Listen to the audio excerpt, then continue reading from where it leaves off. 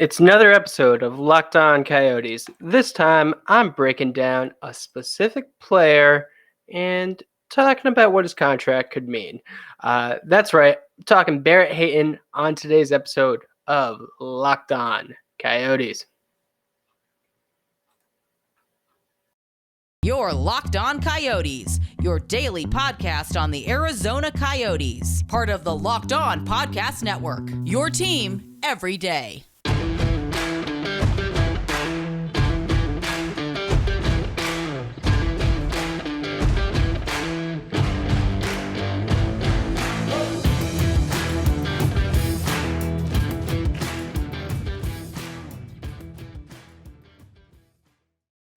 Hello, everybody. Welcome to today's episode of Locked On Coyotes. I'm Carl Pavlock. I'm going to be your solo host for today, talking about some Arizona Coyotes, one player specifically, but we're going to get to that in a little bit. Before we get started, I do want to thank you for making Locked On Coyotes your first listen every day. We are free and available wherever you get your podcasts, including on YouTube. Just going to be me for today. If you caught yesterday's episode, Robin is unfortunately dealing with some stuff right now. She is unable to join me. And I really want to talk about a specific thing because it came up recently. And so I'm just going to do it. And it's going to be just for me for today. It's going to be a little bit of a shorter episode. May also be a little bit rambling. It's what happens when I'm used to having a co-host and I kind of just have to go off on myself. But I am hopefully going to tell you guys a good story. And it is kind of a story. There's going to be some analysis, but there's also some really important things that we need to get out of the way.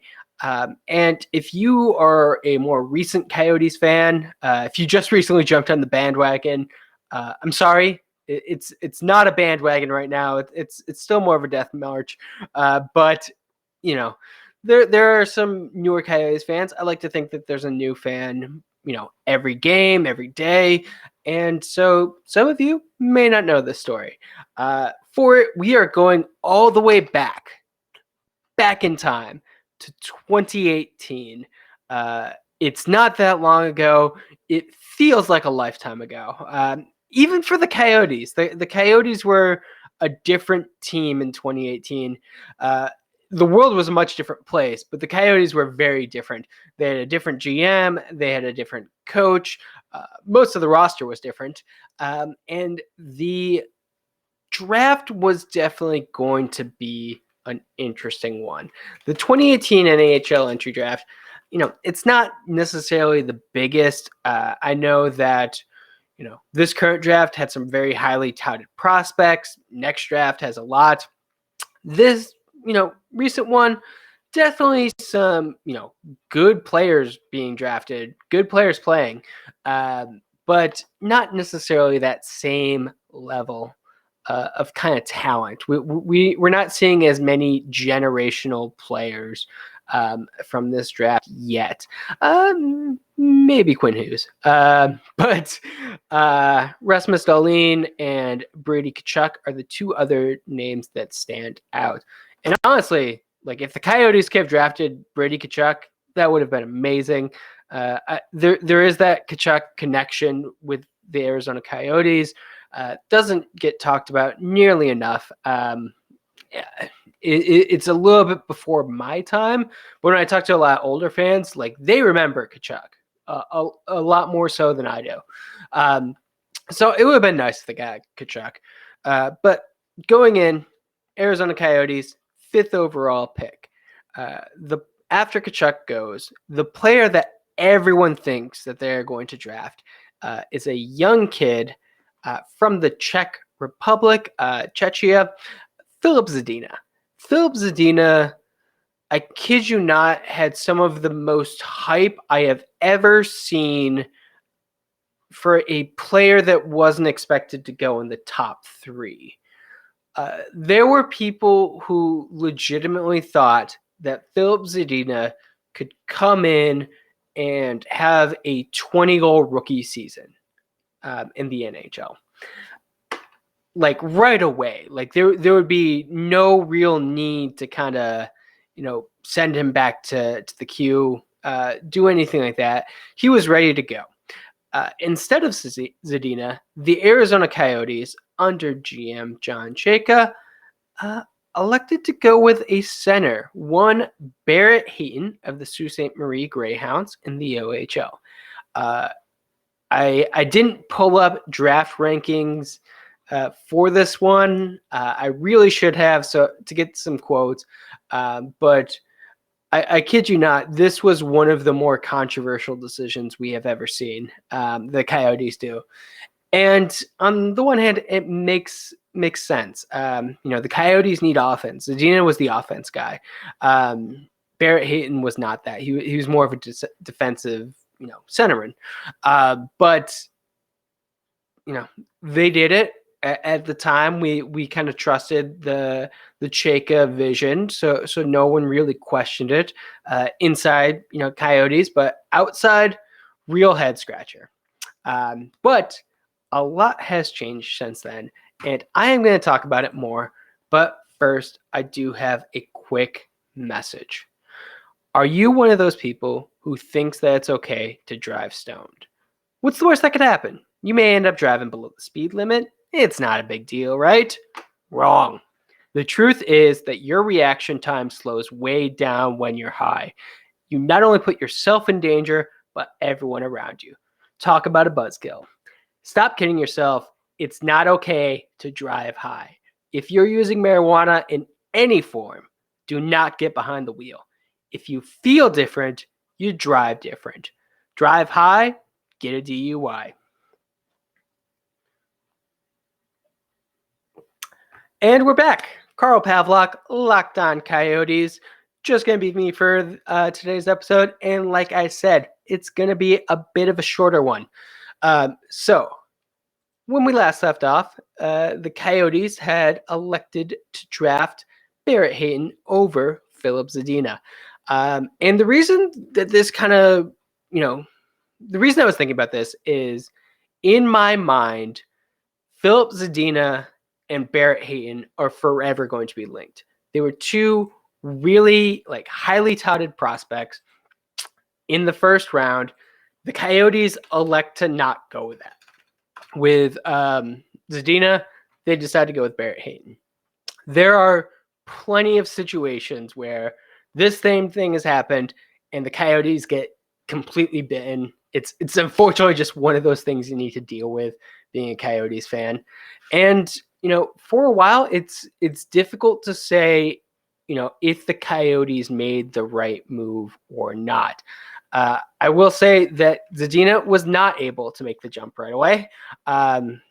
He did, he had been playing in the queue, but he was able to go to the AHL because international status is a fun time. I wish the Coyotes had that option. Barrett Hayton really had a breakout year his next year in the OHL, but he was one of those players who throughout his development, looked like he was better than the league he was forced to play in. But despite all that, Zadina does not play that well. 59 games with the Grand Rapids Griffins, 16 goals, 19 assists in his first year in the AHL. Respectable. But in total, NHL games, he's played 160, 25 goals, 36 assists, 61. His last season, 74 goals, 10 assists, 75 games, 10 goals, 14 assists. Sorry about that. Respectable development career. Now, what I want you to do is take a look at Barrett Hayton's last season with the Coyotes, where he had to deal with some injuries. 60 games played, 10 goals, 14 assists, 24 total points. All in all, Barrett Hayton has 94 NHL games, 13 goals, 18 assists, and 31 points. So definitely, Filip Zadina is ahead of Barrett Hayton in games played. He's ahead in stats, but they're the same age, and they just had the same productive season, or the same production on the season, but it took Zadina 14 more games than it took Hayton. And Hayton is playing in a more premium, spot. He's a centerman. He's probably the Coyotes' best centerman outside of Travis Boyd, the immortal Travis Boyd. I do think that Hayton is a player who is in the Coyotes' future still. He is going to be a center. Cooley is going to take some time to develop, and I think that Hayton is going to be that young stopgap who's probably eventually going to slide into like a third line center.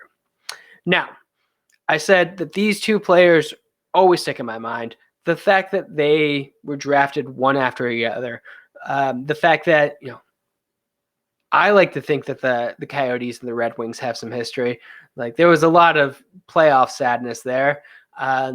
I admit I was happy to watch the Detroit Red Wings playoff, success run end. That was kind of a cool record to see finally end. So yeah, I do think that there's some kind of rivalry element for that, especially for longtime Coyotes fans. I don't know any of them that like the Detroit Red Wings unless they're from Detroit. So yeah, like these two players, kind of perfect synergy. And they are, close in contracts. Filip Zadina actually just signed his contract last week. He has let me see. He signed a 3-year, $5.475 million deal. Average cap hit is going to be $1,825,000 each season for 3 years. When it expires, still going to be an RFA. That was signed last Friday. Barrett Hayton is the sole remaining Coyotes restricted free agent. He's the only one who doesn't have a contract right now. He's kind of like the last piece of the puzzle. GM Bill Armstrong was dealing with Lawson Krause. That's finally over. Krause is locked up long term. We need to get Hayton signed. And I do think that Filip Zadina is an interesting kind of player to look at as a comparable. Like I said before, Zadina has a bit more of a proven track record. He's been around in the professional leagues for a little bit longer than Hayton. Hayton took some time. Unfortunately, has had to deal with some injuries. Couldn't make the Coyotes for a while, but was too good to send back to juniors. Then COVID hits.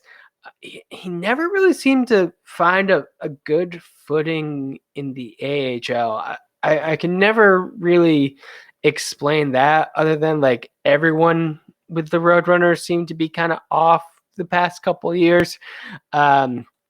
But last season was his first where he was able to get some decent time in there. 26 games, 6 goals, 4 assists. It's not really what you're looking for. But I do think that Hayton was one of those players where once he got called up to the NHL, he succeeded. He found a way to generate points. And that goes to show with like him and Zadina having the same like stat line despite Hayton playing 14 fewer games. To me, that just says he's going to be looking to go up.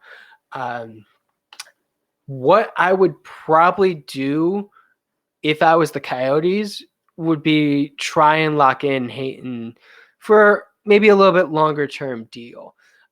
3 years feels fine, but I feel like he is poised to be put in a phenomenal position that if you don't work it right, he's going to end up getting a steal or he's going to walk.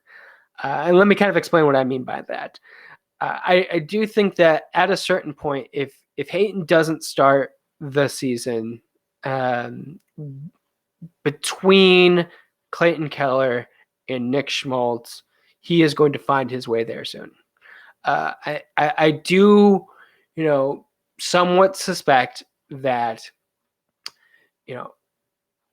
Bear's going to look at the team. He's going to be like, okay, Schmaltz, Keller, Boyd. You guys played together. You had phenomenal chemistry. Keller, you hurt, or you were hurt. You're recovered now. We know we're going to leave you with Schmaltz. Let's keep this together. Let's kind of keep this energy going. Let's keep this chemistry and see what we can do. And I am absolutely fine with that. I do not think that Travis Boyd is the best center in the world. I don't think anyone would argue that. But he played well. He earned a contract. He was one of those players who was kind of a throw-in who, made the most of his season. I will forever be impressed with him for that. That is a very difficult thing to do. Robin and I profiled everyone. We're like, yeah, this is the prove it season for this player. This is the show that, I still have it season. And, I think Shane Gostisbehere did that. I think Nick Schmaltz and Clayton Keller did that. And I think that Travis Boyd did that in a way that, like I said, I'm always going to respect it. But I do think that once Hayton gets some more experience, gets some more like just generalized time, gets his awareness up, gets a full like training camp, couple of games, really team starts to find its footing, I think he's going to make it up to that top line sooner or later. And once that happens, I think he's just going to rack up the numbers. Like Clayton Keller and Nick Schmaltz have shown what they can do, and it can, be phenomenal to watch. And I do think kind of that was part of Boyd's success. Like the fact that he was on the ice with two phenomenal players and he was able to tap in and, just kind of anticipate where they're going to be and facilitate that. Can you imagine, a more mature Barrett Hayton facilitating a Nick Schmaltz or facilitating Clayton Keller? Like this is just going to be beautiful to see.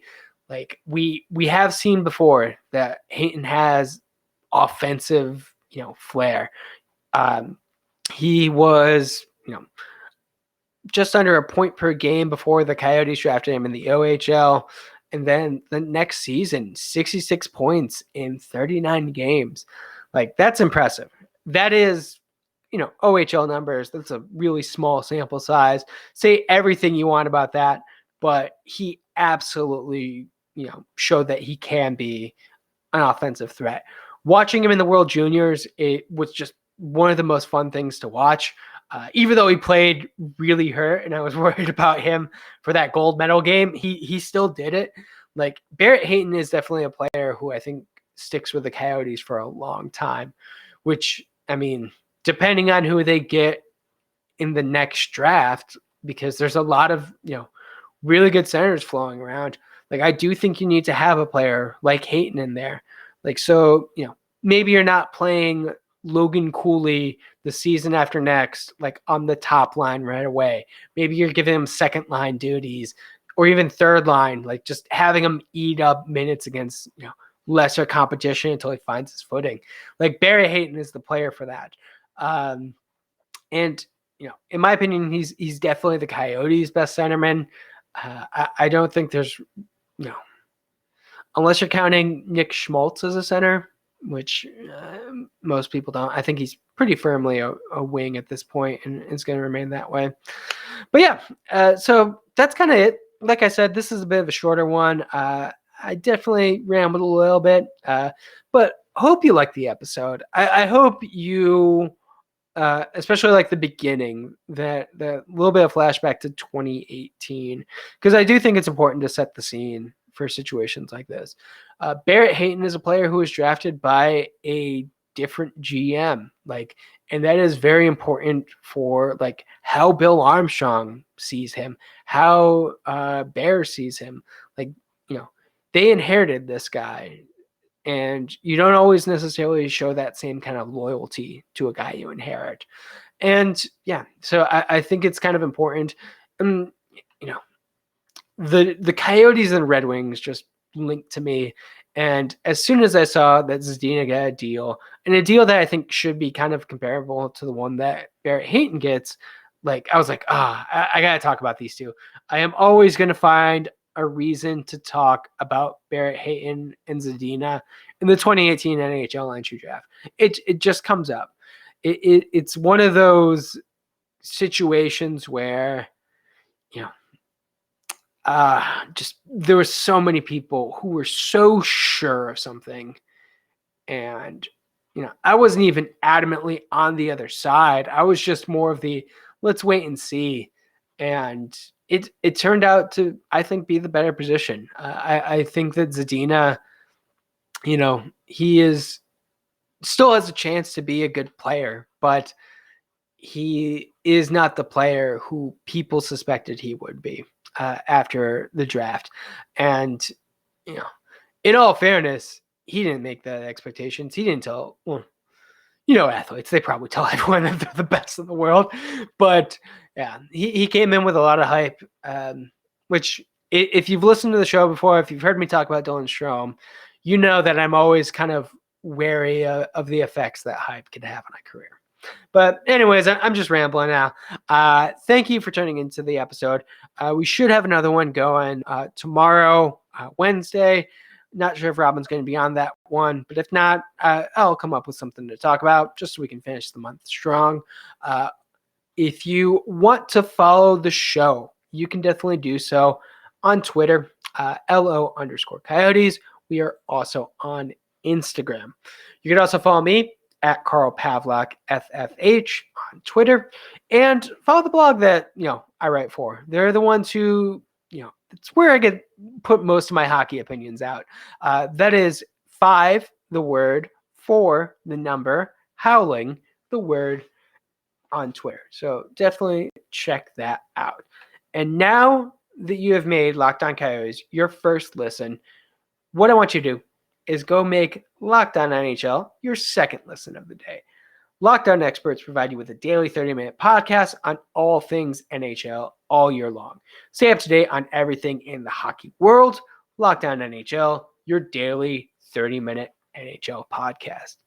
But hope you guys are staying safe out there. Hope you're staying healthy. Things are starting to cool down finally. Hope you're staying dry and avoiding the monsoons. And don't forget to howl on.